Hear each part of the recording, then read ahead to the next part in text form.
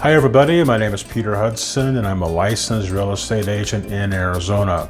You know, some people have a lot of questions about the process of selling their home. So I'm going to put this video together to help walk you through the process so you have a better understanding of what's coming next and you will have fewer surprises. In my previous videos about the steps to selling a home, I went through the steps very quickly. And in this video, I'm going to go through the steps more slowly and in a lot more detail. So this is a complicated process, so this is not a short video, just letting you know that ahead of time. Also to let you know that I have put together on this web page a downloadable PDF of the most common forms you'll be asked to sign. One of the biggest complaints I hear from people after the fact is that they didn't have enough time to read all the contracts they were signing. The real estate agent just simply sent all the forms over and said, here, sign this, and get it back to me as fast as you can. So within the electronic forms that we use, such as DocuSign and other sites, you just don't have time to go through and read it, and everybody is in a hurry. So if you take the time to read the agreements and know what's coming, you will be better off. Now, some people think that the real estate agent is just a salesperson. Well, this is true to an extent. We are salespeople, but what we really are is your representative in the home selling process. Just as you would hire an attorney to represent you in a court, you hire a real estate agent to be your representative in the real estate transaction. As your real estate agent, I have gone through hundreds of hours of classroom training, and I've passed the state test to make sure I understand the process and the regulations involved in selling your house. In addition to this, I have gone through hundreds of hours of continuing education, and I continue to do that all of the time. I want to better educate myself, and so I want to help you in the best way that I can, and this is why I go through so many hours of continuing education. As your real estate agent, I'll always have your back during the selling process, and I will be your guide to getting your home sold to the next family who will happily occupy your house. In addition to me as your real estate agent, I work under the HomeSmart Real Estate Brokerage. This is one of the largest real estate brokerages in Arizona. I have several real estate brokers available to me to answer any questions we will have along the way. So if I don't know the answer, I will step back and I will ask a broker what their opinion is, and they'll always give me the best choices to go with. As your real estate agent, I will be somebody that you can trust all along the way, and I will communicate very well with you. When it comes to communication, it is really my expertise. I will email you, text you, call you on the phone, and even meet with you in person when needed all along the way. You will never be concerned about not being able to get a hold of me. Now, I do set some parameters in communication. You can contact me anytime during the day, 7 days a week, from 7 o'clock in the morning until 10 o'clock at night. After 10 o'clock at night, you'll just have to wait until the next morning, and when I wake up, I will give you a call and we will discuss any issue. I will also represent you with complete transparency and respect. I will guide you through the process and represent you with the utmost professionalism. Just read my reviews on my website. You can read what people have said about me and my process. If you would like to speak with any of my past clients, I'm happy to have you call them, and they will tell you exactly what I have told you.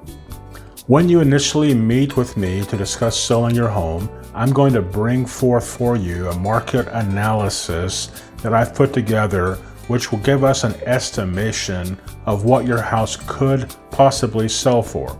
Now, there are factors involved that I don't know until I get to your house, such as what is the condition of your home? Have you kept up the home in very good condition, or does it need to have repairs made? Has the house been painted recently? Does it need to be painted? Is the pool in good shape? If you have a pool, is the roof in good shape? All of these things make a determination as to what the house can sell for. Obviously, if you have taken care of the house, if you have updated the house, kept the house in current finishes, the house will sell for more money than if you have not. So that just makes common sense, right? Right. I'll have you show me around your house and tell me things that you have enjoyed about the house. We'll discuss your timeline for selling your house. Do you need to move quickly, or do you need a couple of months to get ready? Just tell me what you need and we'll make that happen. I'm going to ask you to sign several forms. The first form I will ask you to sign is what is known as an agency or declaration of agency. The agency declares that you understand that as your real estate agent and broker, we are representing you as the seller. So we would be known as the seller's agent, the seller's broker. Or we can represent both you and the person who is buying your house. That's known as a dual agency. Now, the broker can have dual agency, meaning that you can authorize me as your selling agent to allow other agents within our HomeSmart brokerage to be able to show your house. Now, if you make that declaration, then you are going to be receiving another document that understands that the other people may be getting limited representation. However, you will always have complete 100% fiduciary on my part because I will be your seller's agent. Another agent from HomeSmart might be the buyer's agent. Or you can decide you don't want other agents from HomeSmart to show your property. That's totally possible. And that way, the entire brokerage would be the selling agent, the selling brokerage. The next document I'm going to have you sign is what's known as the exclusive right to sell. The exclusive right to sell is the employment agreement between you, me, and my broker at HomeSmart. You will agree to let us market your house, and when the house sells, you will agree to pay us a commission for selling your house. Usually, that commission you pay is split between the agents. Usually, the total commission is about 5 or 6% of the sales price. So under a 6% commission bracket, I, as your selling agent, would be paid 3%, and the buyer would be paid 3%. So that's a total of 6%. It's not 6% to either side. It's a total amount of commission paid by you when the house sells. I also offer variable commissions based upon my reactions with you in selling the house. So for example, sometimes I offer 5% as an incentive to have you list your house with me as a selling agent. Or I even go down to as low as 1% if I'm simply helping you do the paperwork and to start the process in the escrow. So that's if you already have a person who wants to buy the house, you know who they are, and you just need help along with the process. So that's that. The next thing you will need to do after you have signed the agency and the employment agreement is you would need to complete a seller's disclosure statement. This is a multi-page document where you will state that you either know or you don't know of any problems that are currently on the house right now. So if you know of anything going on with the house, you have to disclose it. If there's a problem with a neighbor, disclose it. If there's a problem with any service like electrical or plumbing, disclose it. Everything you have to say about the house, disclose it. Because if you don't disclose the issue, you have a chance for the buyer to be able to come back and sue you because you did not disclose that. We have to have the seller's property disclosure statement ready before the house can go on the market. So that is going to be up to you of when you get that ready, but we have to have that completed and signed by you prior to the house going into the market and going onto the MLS. Even if you've never lived in the house yourself. So say you bought the house and it was a rental house, for example, you still have to sign and work on the seller's properties disclosure statement. If you don't know there's a problem with something, then that's what you say. You say, I don't know. And if you do know, again, you have to disclose. The next thing you'll have to do is you have to start working on your house and getting it ready to go on the market. This is what I call the decluttering of your house. Everybody needs to declutter their house because we all gather so many things along the way, and our closets are full, our drawers are full, the garage is full. In my opinion, it's a good idea to get a rental storage space and move things you want to keep to the storage rental space. Box it up, get it over there slowly, just start going through things and figuring out what you want to keep. Whenever you move, that's a great time to have a garage sale or to make donations to a charity. It's also a good idea to start getting things boxed up because, hey, you're going to be moving pretty soon anyway, so it's a good idea to get things ready to go. If your house needs painting, you should get this done. If you need to do some repairs, you need to get these done before the house goes on the market because the house needs to look the best that it can. If you don't do these things, you have to understand that your house is not going to sell as quickly and it's not going to sell for as much money as it could if the house is looking fantastic. The next thing you'll want to do is take down your family photographs and replace them with generic images. You need to depersonalize your house. The reason for this is because the people who are going to buy your house, they are looking to buy a house for their family. They are not looking to buy your family. So you need to depersonalize the house and use pictures that are generic that go right along with the house. So keep that in mind. Family pictures need to go. Put them in a box, get them ready, take them to the storage so that you can put them up in your next house. But when you're selling a house, the family images need to go. You need to have your house professionally cleaned. This is really important. Anytime your house is about to be shown, you will have notice, so put things away. Remember, some of these people could be walking through brand new model homes, and trust me, that's some of your competition. Once you have done all of these things to get your house ready, I will hire a professional photography company to come in and take many great pictures of your house. We can also do a drone photography. So all of those things I will take care of for you. These pictures will be used in our online marketing of your house, and we'll also use these images to create professional marketing materials. And by the way, I use a company that creates great marketing materials whenever I'm selling a house. And you can take a look at some of those on this web page, and you can download the example of marketing materials that we use so that you can see what great materials we will be using to market your house as well. After we're ready, we've got all the photography done, we have the marketing materials ready to go, the house has been cleaned, it's in repair, it's in good shape. We then are going to put the house on the multiple listing service called the MLS. This is where the feed for all of those house search websites happens.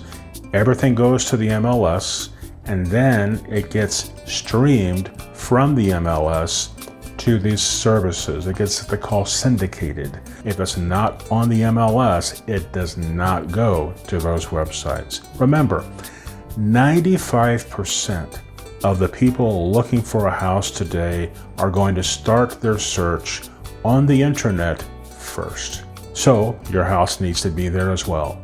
In addition to putting your house on the MLS, I'm going to notify hundreds of real estate agents that your house is available, and we will then start scheduling a tour of your house by these agents. They call it a caravan tour.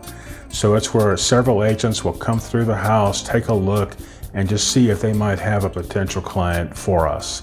Once the offers start coming in, and we'll discuss all these offers, The highest price offer may not be the best offer. We need to evaluate the total offer. For example, what type of financing are they using? Are they paying cash? What type of concessions are they asking for? If it's an all-cash offer and they don't want any concessions, this may be the best offer. It may be a lower offer, but it may be the best offer. But we will evaluate all the offers that come in so you can make the best choice. Once we have the accepted offer to the buyer is then going to deposit the agreed upon earnest money with a title company, and then we will have what is known as an open of escrow. The title company will serve as the third-party company who will process all the paperwork, conduct the property and tax searches, issue title insurance policies, and they are the company who will be sending out many confirmations to you and your agent along the way. Once you have accepted the offer, we have opened escrow. We now need to have what's called the home inspection period. Over the next 10 days, the buyer can have as many home inspections performed on your house as they want. You need to give access to all or any of these home inspectors, and I will be scheduling that with you and for you. Also, within the first 5 days of you having the accepted offer, you have to call your insurance company and ask them for a clue report. The clue report gives a claims report on your house over the last 5 years. So if you filed any claims with the insurance company, they have to show to the buyer through this clue report what happened. So if you had storm damage, if you had a fire, whatever happened that you filed a claim on has to be reported to the buyer. That's called a clue report. Once the inspection period is over, and that's been 10 days, the buyer's agent is going to send back to us through me something that's called the Buyer's Inspection and Seller Response Form. In Arizona real estate terms, this is called the Benzer. So once the Benzer comes in, we're going to be negotiating with the buyer of the home any repairs that they have asked for. So you may get the Benzer and say, well, I'll fix everything they want. Okay, great. Sometimes you'll say, I don't want to fix anything. Well, that could be bad news. So we need to try to find a happy medium between what the buyer wants, if they're being reasonable, and what you are willing or capable to do. If you are not capable of making the repairs, we can go back and say, hey, Mr. Buyer, we cannot do this, but we will give you $2,500 credit, something like that. We just have to negotiate that process and make sure that everybody's happy so that we can continue to move down the road. One thing to know about the inspection report is that if the inspection report turned up something that you were not aware of that is a problem with your house, and if we don't move forward, we now have to go back to the seller's property disclosure statement and adjust that, because now you know of a situation. Now you have been made aware of a situation. If you don't go back and change the seller's property disclosure statement and the house sale continues, and if the seller or the buyer comes back to the seller and says, hey, you knew this and you didn't tell us, that's a problem, because they could sue you over that.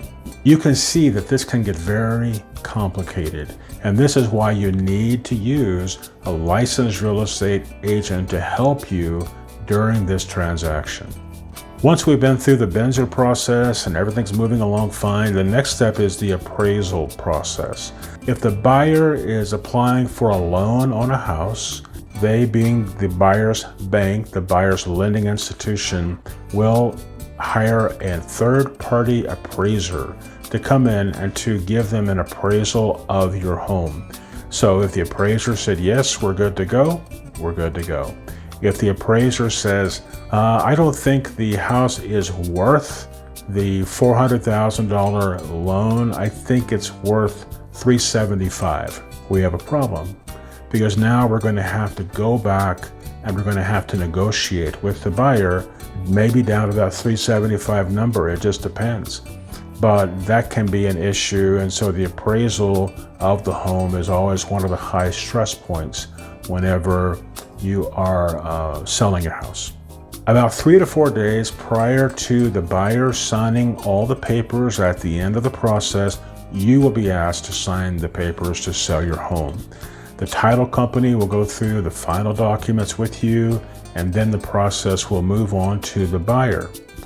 Typically, you do this 3 to 4 days prior to the buyer signing the papers. Once the buyer signs all the documents, the title officer then processes all the necessary paperwork.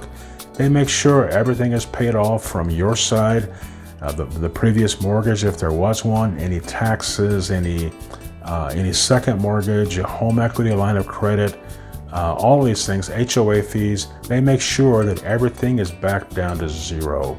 And then once they do that, they're going to record the sale with the county recorder. Once the sale of the house has been recorded with the county recorder, the buyer of the home then becomes the owner of the home, and you are no longer the owner of that house. There are a few more processes along the way, but I think you get the gist of how the home selling process works. Should you sell your house yourself? The answer is, it depends. As you can tell, the real estate market is very complex today. It's not like it was just a few years ago. Today, there are many more government regulations, and you have to be very, very careful with navigating these concerns. There are also people out there who will try to scam you out of your house and out of your money. So it may cost you a little bit of money to hire me as your real estate agent, but it's better than it costing you and losing everything in your house, which can happen if you don't have a representative watching over all the details and making sure they have your back and that nothing bad is going to happen to you. I hope you found this video helpful, and if I can answer any real estate related questions for you, please feel free to reach out to me by email, by telephone, text, whatever you like. Thanks for watching.